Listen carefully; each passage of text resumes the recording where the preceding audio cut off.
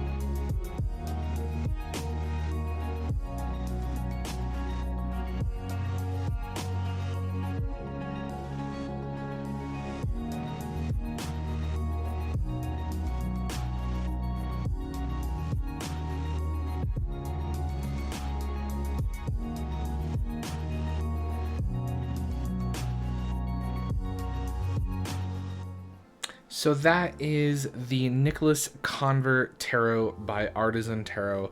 I think it's a really beautiful restoration and reproduction of this historic Tarot de Marseille deck. I think they did a fantastic job of staying true to the original design of the deck, but going through it and cleaning up the line work, cleaning up some of the coloration choices to make some of the features of the cards a little bit easier to see or identify and things like that. And you can tell that they really spent a lot of time with these cards, and when you compare it to other editions or versions of this deck that have been produced, which I've got a couple here to share with you, you'll start to see a lot of the detail and sort of finesse that they have put into this version, their version of the Conver Tarot. Now, this deck itself, the Conver Tarot de Marseille, is most often probably what people think of when they think of Tarot de Marseille decks, right? You have these really bold color choices, and it's historically been probably one of the most popularized decks, mostly because of Yves Renaud and the CBD Tarot de Marseille, which is another restoration of the Conver Tarot. And this deck here is very similar in the sense that, you know, Yves Renaud went through and restored all of the line work and cleaned it all up. But you can see that I think that the Artisan Tarot team did a much better job of staying true to that sort of wood block line work. You can see that there's line variation in a lot of these, and what I mean by that is that, you know, there's parts of the line that are thicker, parts of the line that are thinner, etc. And so you can tell that they went through with a lot of care, a lot of finesse, and probably hand drew a lot of these lines, even if it still was on the computer. Whereas the CBD Tarot, you can just see that they just went through and kind of rasterized all of the lines, and they all kind of have the same thickness and that same like kind of bold look to them.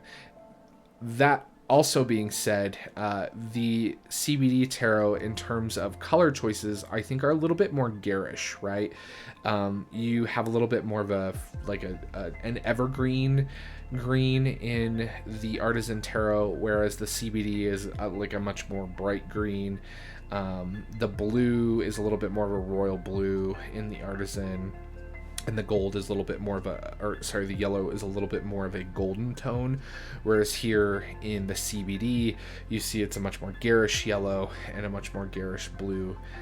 The reds are pretty close to being similar, but, you know, overall, I definitely like the color tonality and palette that Artisan Tarot chose, and I think, in my opinion, it follows much more in line with the historic decks that we see, for example, in the British Museum and in Japan and in France.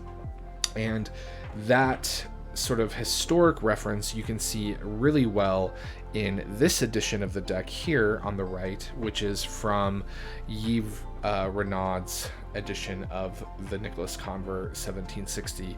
And as with most of Yves Renaud's decks, they are much more of a facsimile, and you can see that there's not a whole lot done to the cards in terms of restoration and things like that.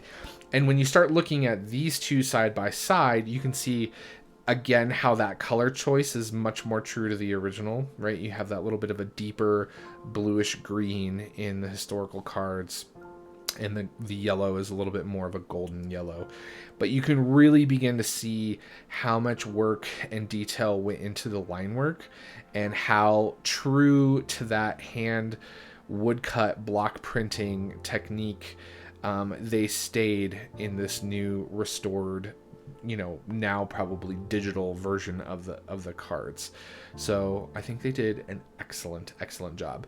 You can see some of the changes in terms of choices of where things are colored and how they're colored to bring emphasis or to bring clarity to the cards. So here, you know, this yellow strip is kind of gone, and they've made it the same color as his pantaloons. Instead of having like a green underwear thing going on. You just have kind of a flesh tone, etc., right? And you'll see that as I flip through some of these, where there are very similar things and choices being made, and then there's some very distinct differences being made, which I think is interesting, right? Even here in his feet, you can see that, you know, he's got like these little bells on his feet, where this kind of, I guess, kind of looks like a bell, but there really isn't one over here, but they kind of just cleaned it up and unified it.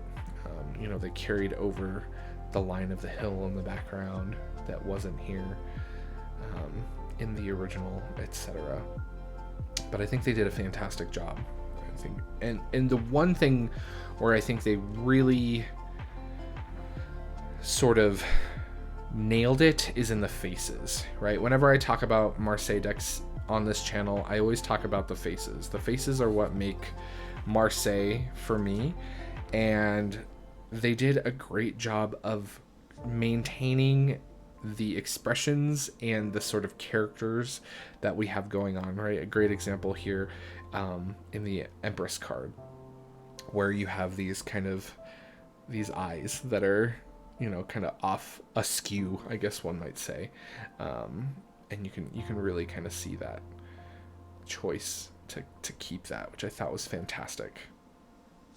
But they did a really good job of kind of unifying things and making things a little bit more clear in terms of where certain bits of color are. Like the throne, for example, there's this weird chunk of yellow under her arm, where they just chose to make her throne unified in that nice, lovely pale blue, which I thought was a great choice. And I won't do a full kind of side by side, but I do want to just kind of highlight a few, just so you can see the attention to detail and the amount of work that went into restoring these cards to this level of clarity. I think, you know, you can really begin to appreciate it when you see it next to a more historic facsimile like Yves Renaud's version of the deck. But I think they did a great job. I think if you're learning Marseille, or if you're a collector or just a lover of Marseille, I think this is definitely one you're going to want to have in your collection. And you should. I also do want to point out the backs. These are backs from one of the historical decks that I mentioned in the museums before, and you can see how Artisan Tarot did such an amazing job at staying true to the original design of the backs, but cleaning it up and making it nice and clear and lovely. I did think it was interesting that they went with a black ink instead of doing a pale blue. I would have loved to see this in a pale blue ink. I just think it's a little more classy, but they did a really good job. I love it. Whereas with the CBD, right, we just kind of get this like generic like stock photo kind of back, which is lovely, but again, I definitely would say that the new Artisan Tarot deck is the far superior restoration of the Conver Tarot. They did a great job on the Chariot. The Chariot cards always have so much detail going on, and I think that they really nailed it. I love the rope detail that they picked up on here. I thought that was really clever because you don't really see it incredibly well in the historic version of the card, but I think that just really looks lovely with the canopy.